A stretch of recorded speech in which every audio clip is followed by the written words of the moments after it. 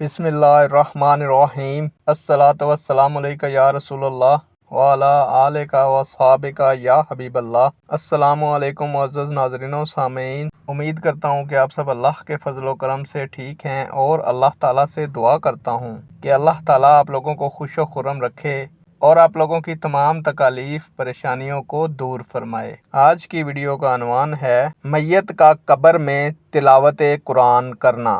उम्मीद करूंगा कि ये मालूमात आपके इल्म में इजाफ़ा फरमाएगी और आप इस वीडियो को शेयर करेंगे, चैनल को सब्सक्राइब करेंगे ताकि दूसरे लोग भी इस मालूमात से मुस्तफ़ीद हो सकें। बढ़ते हैं वीडियो की जानिब। प्यारे दोस्तों, हज़रत इब्ने अब्बास रज़ियल्लाहु तआला अन्हो फरमाते हैं कि नबी अकरम सल्लल्लाहु अलैहि वसल्लम के बाज़ सहाबा ने कब्र पर खैमा लगाया और इनको मालूम ना था कि ये कब्र है, तो इसमें एक इंसान सूरा मुल्क पढ़ रहा था।